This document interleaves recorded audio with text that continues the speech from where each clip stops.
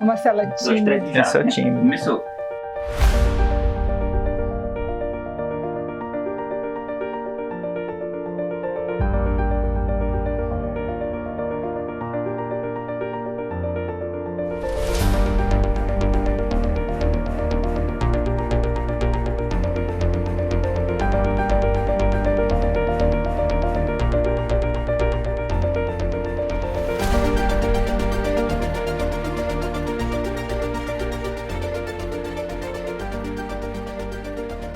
Olá, tudo bom? Seja bem-vindo ao canal Mormonismo Sem Censura.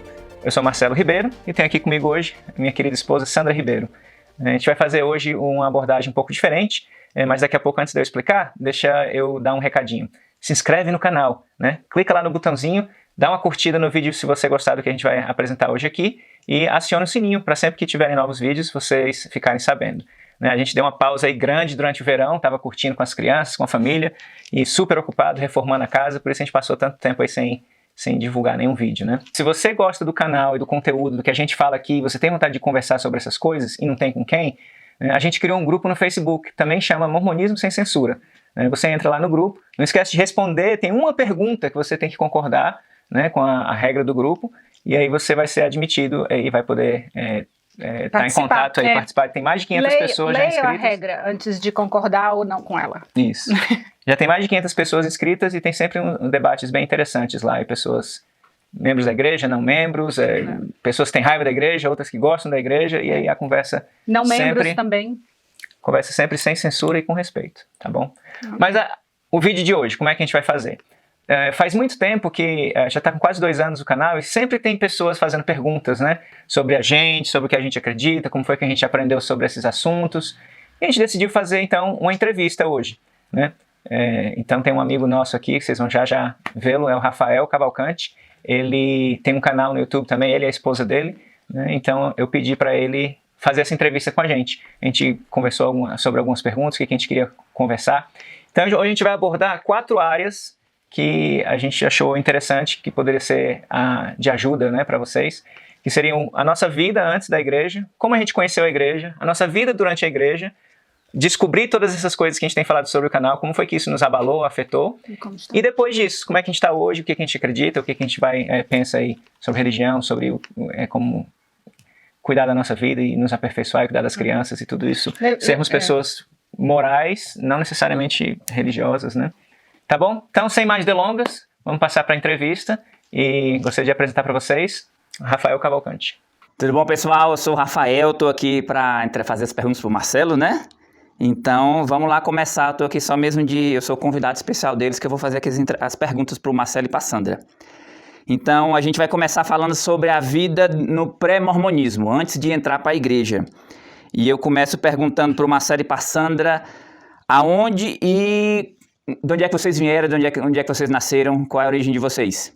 Eu sou do interior do Ceará, nasci numa cidade pequenininha chamada Varjota, né, dentro de uma família católica, 5 filhos, pai e mãe, família normal, né? Fiz todas as coisas que um católico faz, fui batizado, participei da primeira Eucaristia, catecismo, fiz parte do coral infantil e fiz crisma, né? E eu morei com os meus pais até os 16 anos de idade e nessa época eu fui enviada, digamos assim, para Fortaleza para estudar, fazer o colegial lá. Então, minha vida de católica basicamente é 16 anos como católica. Uhum. Marcelo?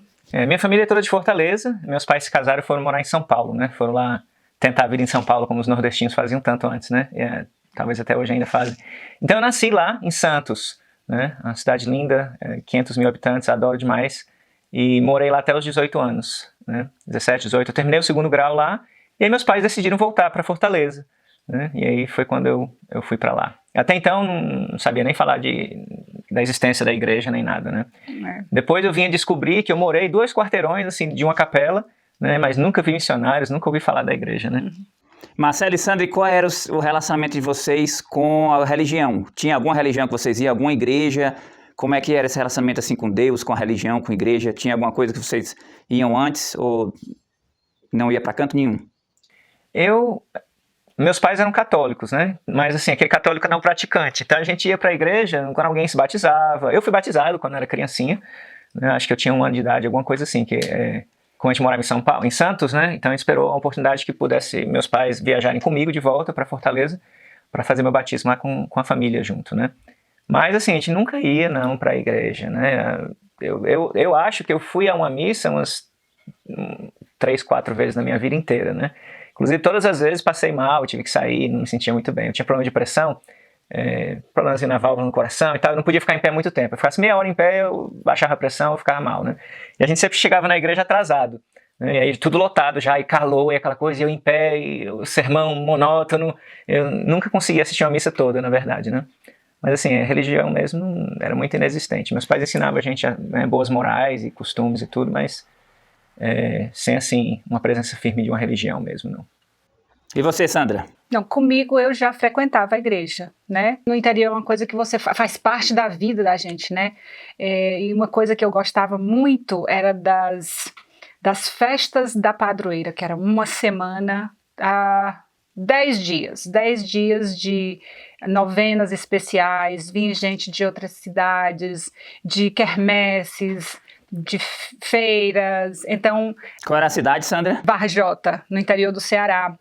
Então era muito animado, né? Era 10 dias que a gente esperava o ano inteiro para que acontecesse. E como eu já falei, fiz catecismo, participei do coral da igreja, eu era ativa na igreja, né? E também, quando adolescente, eu tive um pouco de contato com outras religiões. Eu tinha uma tia que era da Igreja Deus é Amor, e quando ela ia nos visitar, eu era a pessoa que a acompanhava na igreja, né? E tive amigas da escola também de outras religiões, né? E amigas próximas, né, de religiões assim evangélicas que não eram católicas e que não concordavam com a doutrina católica, né? Mas é isso. E quando é que tu se batizou, Marcelo, na igreja? Qual foi o ano? Tu tinha quantos anos na época? Então, né, meus pais, como eu falei, quando eu tinha 18 anos, eles resolveram voltar para Fortaleza, né? E foi um período assim muito difícil para mim, porque eu tinha 17, 18 anos naquela faixa. Eu tinha 17 anos, na verdade. Tinha acabado de terminar o 2º grau. Estava assim, no auge da minha adolescência, né? Eu era do grupo dos bambambam do colégio, né? Porque assim, o seu último ano, né? O sênior na escola, onde você conhece todos os esquemas da escola e conhece todo mundo, os professores e tudo. E tinha um grupo bom de amigos, né? Que a gente estava sempre junto, ia jogar vôlei na praia todo final de semana, jogava videogame junto, etc. E tinha uma namorada, né? Foi meu primeiro amor, minha primeira paixão, né? Um amorzinho de adolescência, né? Fica com raiva não, Sandra. Passou, né? E assim, aí meus pais decidiram, não, vamos embora, né? E eu lembro, a gente foi de carro de volta para Fortaleza, eu fui chorando o caminho inteiro, né? 3 dias viajando e chorando todos os dias, olhando pela janela do carro e cada vez ficando mais longe do meu mundo, né? Do que era a minha casa. E a gente voltou para Fortaleza e assim, passou um ano, isso foi em 93, né? Passou um ano eu muito perdido, sem saber o que fazer da vida, não estava a fim de fazer faculdade, estava com raiva de tudo, não sabia o que eu ia fazer para trabalhar, estava só com raiva, passei um ano com raiva, né? E aí conheci a igreja através de uma amiga, né? Ela se batizou e tudo, aguentou a gente tirar sarro dela por um tempo, e aí convidou pra gente ouvir as palestras dos missionários. Então eu tinha 18 anos, mais ou menos, né? Comecei a ver os missionários antes disso no ônibus, né? Indo para, sei lá, pro centro da cidade, alguma coisa, aquele engravatadinho, falando inglês no ônibus. Pessoal da embaixada americana, será? Andando de ônibus, pessoal da embaixada, né? Até parece. Mas aí depois eu vim a saber que eram os missionários e ouvi as palestras e me batizei, né, aos 18 anos. E mais alguém se batizou, Marcelo, da tua família? Meu irmão se batizou no mesmo dia que eu, né? E quem morava contigo na sua casa? Era seu pai, sua mãe, um irmão e você, correto? Isso. Né? Mas aí, então, meus pais estavam assim, muito ocupados reformando a casa que era da minha avó. Então, por um tempo, eu e meu irmão, mais ou menos, que morávamos sozinhos no apartamento, né? E meus pais estavam passando o dia e às vezes até dormiam lá na casa que estava sendo reformada pra gente se mudar para lá. Mas então meus pais nem... Então a gente ouvia as palestras durante esse período, né? Então praticamente não tinha pai e mãe em casa, então eles praticamente não tomaram muito conhecimento, né? Agora eu e meu irmão nos batizamos, meu irmão frequentou uma semana, na reunião de jejum e testemunho, o pessoal, eu sei que é a igreja é verdadeira, eu sei, ele... Não é que sabe nada, como é que sabe? Não tem como saber. Pronto, aí saiu, né? A minha reação foi bem ao contrário. Eu falei, como é que sabe? Eu quero saber também, né? Curioso. E foi nessa mesma época que eu me batizei, mais ou menos, 94. 94 se batizou, né? Exato. E eu me batizei em 96. Eu e o Marcelo, nós morávamos no mesmo apartamento, no mesmo bloco de prédios. Ele morava no quarto andar e eu morava no térreo. Eu tinha lá seus 10 anos, 11 anos. O Marcelo é bem mais velho que Uau. eu. Ele é vovô. Só um pouquinho. Então batizou só você, né, Marcelo? E o seu irmão, Eu depois? Exato. Seus pais não? Não. E você, Sandra? Quem se batizou da tua família? Foi só você? Conta como é que foi esse seu começo aí para entrar na igreja. Tá, então, católica, nunca ouvi. Apesar de ter visitado outras religiões com a minha tia, tive amigas religiosas, eu nunca ouvi falar de mormonismo, nunca. Mas fui morar em Fortaleza com 16 anos de idade, fiz o colegial, morava com familiares, mas depois que eu terminei o colegial, eu tive que fazer uma opção, ou voltar para o interior, né? E para continuar em Fortaleza eu teria que ir para outro local. E fui morar com freiras. Eu morei em pensionato de freiras e também, depois desse período com as freiras, eu morei numa pensão encontrei essa pensão, essa senhora que tinha essa pensão e ela era membro da igreja. Então, morando com ela lá no Papicu, em Fortaleza, eu tive contato com a igreja. Eu ouvi falar em Mormon pela primeira vez, em livro de Mormon, e eu tive contato com os missionários. Como eu me batizei, por que eu me batizei, Foi em que ano, Sandra, que você se batizou? 95. O Marcelo se batizou em 94, né, Marcelo? Exato. E eu em 95. Tu quer falar a tua idade, Sandra, ou isso aí é proibido? É proibido. Mas diz assim, tu era maior de 18 ou tu era menor de 18? Eu já era maior de 18. Teve alguma... Eu já era adulta. A tua família foi contra você se batizar na igreja ou não?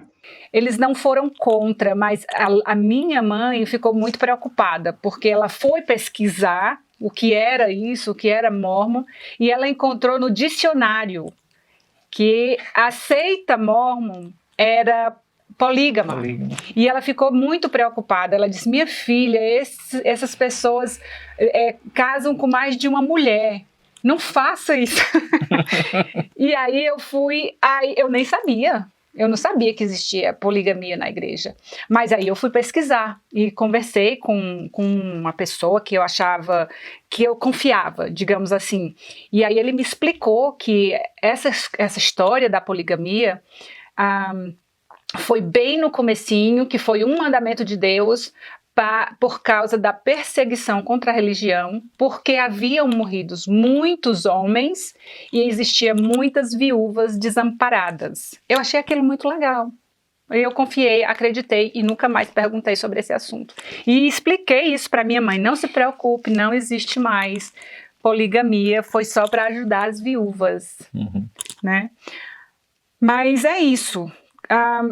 Só para entender também assim, o motivo que me fez decidir me batizar na igreja, eu estava passando num período na minha vida no qual eu me sentia extremamente só e vulnerável. Eu não morava com os meus pais, eu não morava com os meus parentes. Eu tinha acabado de terminar um relacionamento com uma pessoa que eu achava que amava, eu amava aquela pessoa, né? Foi um relacionamento de 3 anos, achava que ia casar. Perdoado. Tá perdoado, né, amor? Obrigada. Você achava que amava? Achava. Poxa. Tá, então, eu achava que ia casar com aquela pessoa e de repente eu vi aquela pessoa com uma amiga. Então, meu mundo estava destruído, né? Não tinha amigos, namorado, e a amiga que eu tinha estava com o namorado. E eu precisava, desesperadamente de amigos, de uma comunidade. E eu tive isso imediatamente quando eu me filiei à igreja. Foi só você, não foi, Sandra? Só eu. Eu tenho hoje uma irmã e uma sobrinha que são membros da igreja, mas isso aconteceu anos depois. Isso foi em 95. Então, o teu motivo para se batizar que tu sente, principalmente na época, foi por causa dos amigos? Amigo, comunidade. E não foi tanto por esse lado da igreja verdadeira, de que tudo era verdade, que tinha profetas. Isso pesou também ou foi mais a questão dos amigos? Seja sincera, viu? Vou ser sincera. Então, quando estava recebendo as palestras dos missionários, eu ouvi as palestras 2 vezes. Eu ouvi as palestras com as missionárias, primeiro. Na época eu estava firme com meu namorado, achei tudo legal, achei que podia ser verdadeiro, é legal, uma outra religião. Para mim era só mais uma outra religião. Mas acho que um ano depois, quando eu estava mal, que eu estava precisando, que vieram de novo os missionários, aí dessa vez eu resolvi dar ouvidos, prestar atenção e fazer tudo o que os missionários estavam me pedindo. Lendo as passagens do livro de Mórmon, comprei uma Bíblia, que eu não tinha uma Bíblia pessoal, comprei essa Bíblia. E eu era muito questionadora, viu, Rafael? Você orou, Sandra, fez aquilo que os missionários pedem de orar, se ajoelhar e perguntar a Deus se o livro de Mórmon é verdadeiro, se Joseph Smith foi um profeta. Tu fez isso? Eu fiz, orei, perguntei. Aconteceu alguma coisa, foi aquela coisa bem subjetiva, como é com todo mundo. Comigo foi assim, bem subjetivo. Não gagueja não, Sandra. Porque os missionários têm uma técnica que usaram comigo, por exemplo. Perguntaram, e aí, Rafael, você sentiu alguma coisa? Eu disse, rapaz, senti mesmo, eu não senti nada não. Isso é uma resposta de Deus. Você sentiu uma paz? Eu disse, rapaz, senti uma paz, eu estou muito em paz e minha vida é muito tranquila, pois... Isso foi Gálatas, lá aquela escritura em Gálatas, né, dos frutos do Espírito, ele leu para mim, paz é um dos frutos do Espírito. Então, essa é a resposta de Deus. Eu disse, legal, massa, vamos batizar. Então, os missionários sempre me perguntavam o que eu estava sentindo. Quando eu visitava a igreja, eles diziam, o que você sentiu? Então, sempre aquela coisa realmente do sentimento. O que você sentiu? Né? Eu senti bem, eu gostei das reuniões. Você ouviu alguma coisa que foi importante para você? Sim, né? E eu orei e me senti bem. Nenhuma vez eu senti estupor de pensamentos, né? Que ele falou, você pode sentir um estupor de pensamento, ou você pode se sentir bem. Todas as vezes eu me senti bem ao orar, como eu sempre me senti bem a orar todas as vezes. Então, eu não me batizei porque achava que tinha um testemunho. Eu decidi me batizar na igreja porque eu acreditava que ela podia ser o que estava dizendo que era, né? Quando eu estava recebendo as palestras dos missionários, uma coisa que quando eles me contaram a visão de Joseph Smith, que Joseph Smith tinha visto Deus, o Pai, Jesus Cristo, que traduziu um livro de ouro, né, que era um profeta de Deus da única igreja verdadeira, eu ficava pensando, será? Né? E aí uma das perguntas mesmo uma das cruciais que eles me fizeram, se eu acreditava na Bíblia, né? Então eu comecei a fazer esse paralelo. Bom, se eu acredito que o Mar Vermelho abriu porque Moisés bateu um cajado no chão e o mar literalmente se partiu para que aquele povo passasse, por que não Joseph Smith ter recebido visita de anjo, presença de Deus e placas de ouro? Qual a diferença de acreditar naquela história e nessa que os missionários estão me contando? Assim, né, tanto na missão como depois, né, líder na igreja, acompanhando líder de missão da ala e indo assistir pessoas receber palestra e tal, eu acho que se existe, né, eu não lembro de ter visto ninguém ter assim, uma experiência, não, minto, vi, mas assim, raríssimo, precisa ter assim, uma super experiência, não, eu tenho certeza, né, que a igreja é verdadeira, né. Então, que nem pra mim, assim como pra Sandra, a igreja chegou num momento da minha vida que eu tava precisando muito, né. Então, é por isso que eu não consigo ter raiva da igreja, porque me ajudou em muitos aspectos, né. Então eu tava, como eu falei, tinha acabado de mudar para Fortaleza, larguei namorada, amigos, tudo, né, a minha cidade, que é onde eu considerava a minha casa, né, agora eu tô indo para casa dos meus pais, né, minha família toda em Fortaleza, mas para mim eu não queria saber disso, eu não queria saber das minhas amizades, minha vida estava lá em Santos, né, então eu fiquei muito perdido por muito tempo, e quando a igreja chegou, os missionários, e essa amiga, e um grupo bom, sim, e aí eu tava já começando, o ser humano social procura amizades, né, eu tava começando a ver com certas amizades que não eram tão interessantes, né, a galerinha turminha ali da pracinha, não sei o que e tal, eu tava até brincando com a senhora, dizendo, era a galerinha do sexo, drogas e rock and roll, né, só que não era bem droga, era mais álcool, né, mas era uma pessoa, quer curtir a vida, tá entendendo? Não tinha nenhuma coisa assim, propósito e tal, e eu tava assim muito, sem a estrutura familiar muito boa ao meu redor, né, meus pais estavam com os problemas deles lá, e eu e meu irmão, bem dizer, meio que largado ali, né, por um período, né. Então, e a igreja chegou e me deu toda uma estrutura, né? Eu me convidei, a primeira vez que eu entrei na igreja foi pra jogar ping-pong, né? Essa amiga convidou, vamos lá jogar ping-pong. Eu, tá, vamos. Subi no apartamento, né? Desci de short, né? E camisetinha regata, né? Ela e a prima dela, que foi quem levou pra igreja, olharam pra mim assim, de cima a baixo, né? Aquele lá que você vê que tem uma coisa errada. Eu falei, o que foi? Não pode ir assim? Ele, talvez se você botar uma camiseta, né, você vai se sentir mais à vontade, né? Cheguei lá, era um super sábado, não sei se, na época, né, eu fazia jovens seminários de todas as alas da estaca e tal. Então o ping-pong eu joguei tipo uns 3 minutos, né, ali, e aí começou a atividade. Então eu sentei lá, jovens, tudo de gravata, camisa branca, não sei o quê, busca de escritura. Eu começava a ler a primeira letra da escritura já tinha 10, assim, com a mão levantada, né, domínio de escritura, né. Eu achei muito bonito aquilo, e assim, a comunidade da igreja me abraçou de uma forma tão rápida e imediata, né, que aquilo ali, eu preciso, é isso que eu quero. Porque fazia um ano que eu e meu irmão, a gente estava assim, lutando para criar o nosso grupo, né, a nossa tribo, né. Nossa, mais ou menos assim, né? Porque ele é 3 anos mais novo que eu tinha 18, ele tinha 15, então a gente não era bem da mesma tribo. Mas então eu e ele tentando nos estabelecermos naquele novo ambiente, né? E aí quando você chega na igreja, você não tem que fazer esforço nenhum, né? A igreja, bum, tá a sua comunidade, tem um grupo já da sua idade, já tá tudo certo, tá tudo programadinho, bonitinho, né? Então aquilo me atraiu muito, né? E aí os missionários, as palestras, mesma coisa, né? Você sentiu alguma coisa? Tô me sentindo bem aqui, o assunto é legal, é bom. E eu realmente me identifiquei com algumas coisas, muitas coisas, na verdade, que eles estavam ensinando. Vi a minha amiga lá do lado, lá recebendo as palestras, junto com a gente, ela chorava e tinha aquela coisa emocional. Eu nunca fui, né, de ser muito emotivo e tal. Então, eu sentia, né, faz sentido, e, né, eu gosto dessa doutrina e tudo. Eu me sentia bem, né. E, inclusive, até coisa, por exemplo, eu acreditava muito, e é tão interessante, algumas semanas antes de eu conhecer os missionários, eu me lembro de estar numa rodinha de discussão, e eu sendo o defensor da reencarnação, né?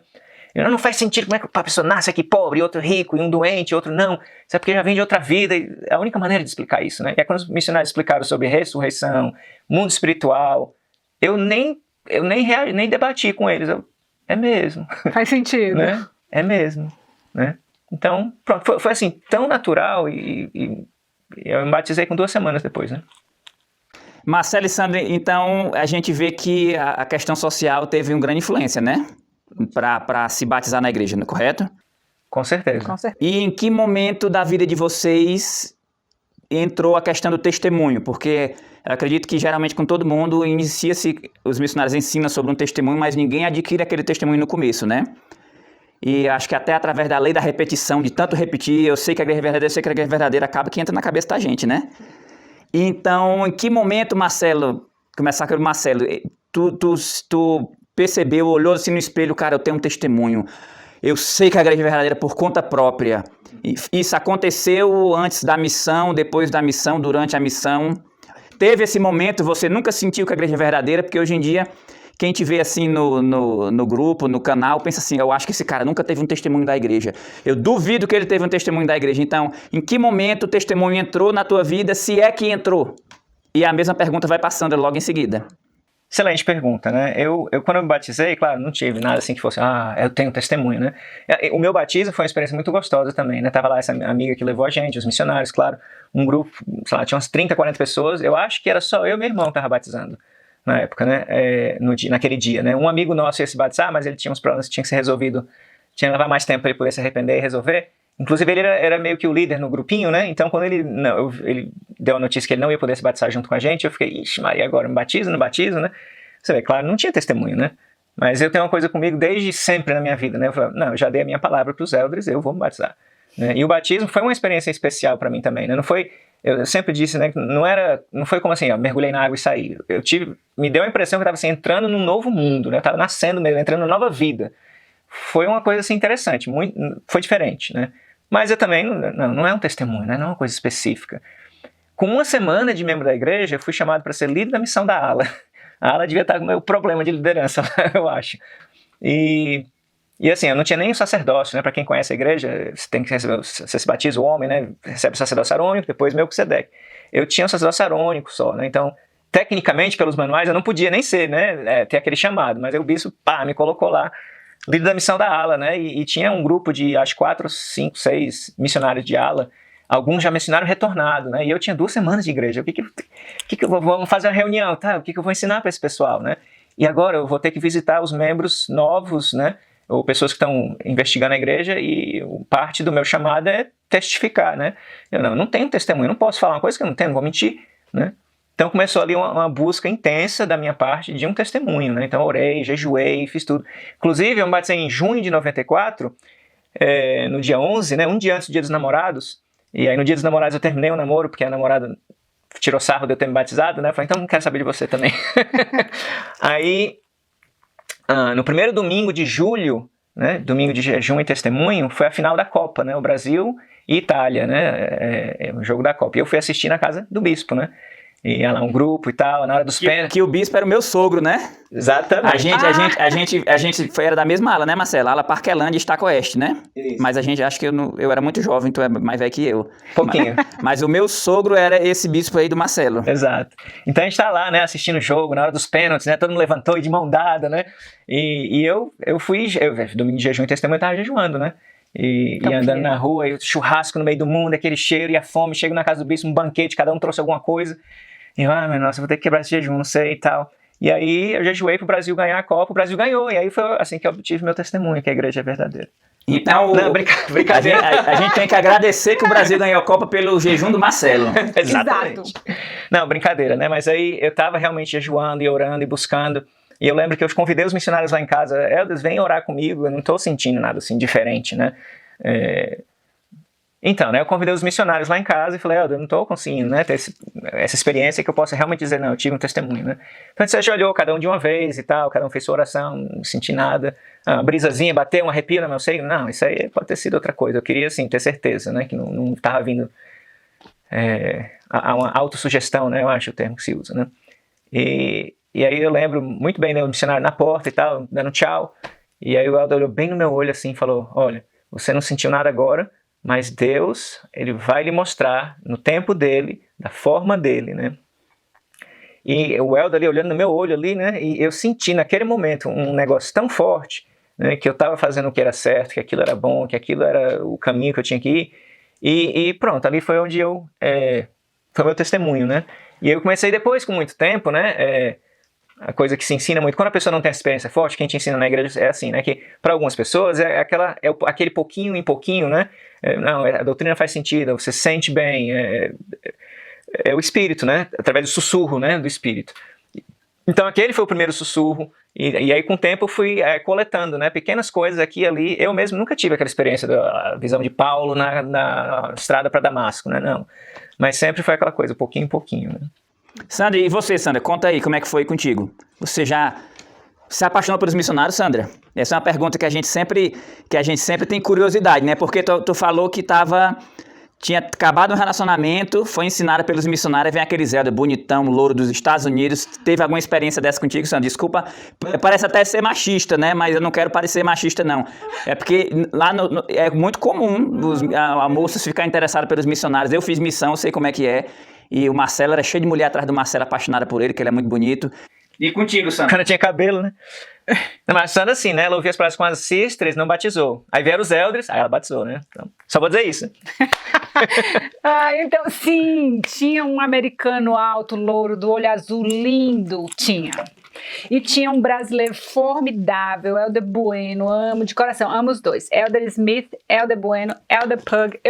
Eu tive visita de 4 missionários na época, porque tinha um que ia ser transferido. Então, mas sim, aquele missionário bonitão lá fez toda a diferença. Né, ajudou bastante, ajudou.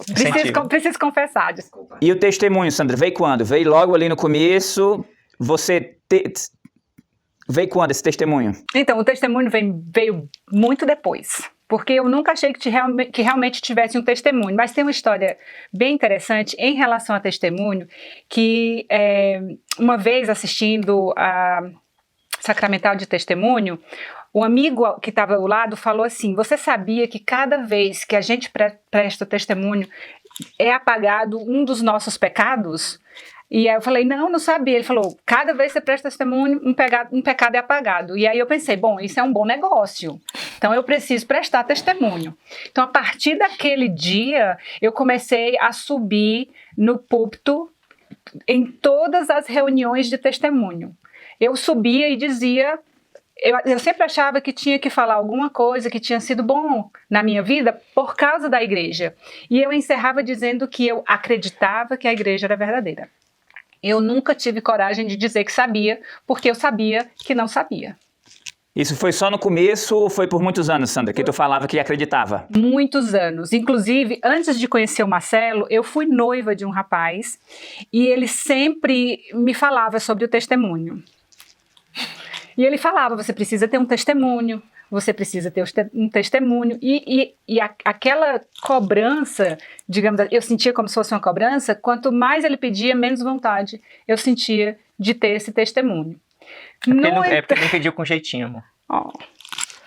Mas então, quando eu comecei a namorar com o Marcelo, uma noite a gente conversando, e aí ele falou pra mim que só casaria com a moça se ela tivesse um testemunho tão firme que fosse capaz de quebrar uma vassoura na cabeça dele se um dia ele vacilasse na fé. Isso vai ser importante mais na frente da nossa história, viu? Isso foram as palavras literais do Marcelo ou não, Sandra? Essa foi a palavra literal do Marcelo.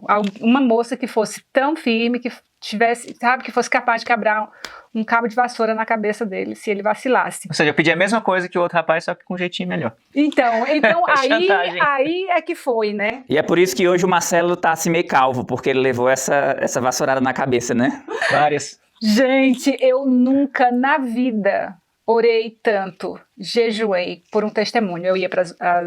Eu comecei a ler discursos sobre testemunho, a orar, jejuar, assim, sabe, todos os dias. O que eu esperava era ter uma experiência extraordinária, sim.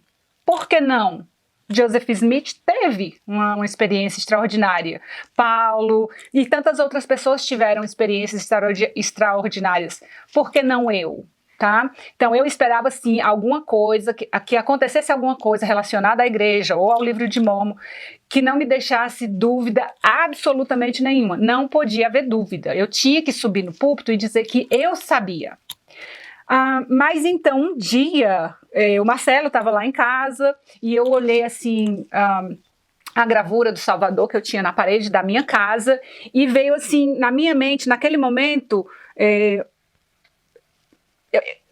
olhando para a gravura do Salvador, eu pensei, gente, eu tenho um testemunho, porque eu já testemunhei tantas coisas na igreja, eu já vi uma criança receber uma bênção do sacerdócio e aquela criança ser curada, eu achei que ela foi curada, entendeu? Eu tinha um testemunho do dízimo, eu tinha um testemunho sobre, estudando uma aula sobre a criação, 1 João, eu senti algo extraordinário, porque lendo aquela aula, conectou tudo que era ensinado no templo, né? Para mim fez sentido, o que era ensinado no templo com o que estava na escritura, e aí eu falei, poxa, então vamos fazer aqui uma conexão, né? Se o que ensina no templo é exatamente o que está dizendo aqui, se realmente é verdade, e foi Joseph Smith que organizou tudo que está lá, então Joseph Smith é um profeta. Então, se ele é um profeta, o livro de Mórmon é verdadeiro. Então, se o livro de Mórmon é verdadeiro, a igreja é verdadeira, o templo é verdadeiro. E aquilo ali foi o meu testemunho. Se você gostou desse vídeo, lembre-se de curti-lo, se inscrever no canal e deixar seu comentário abaixo. Para mais vídeos como este, acesse um dos links que aparece na sua tela agora ou visite o canal Mormonismo Sem Censura.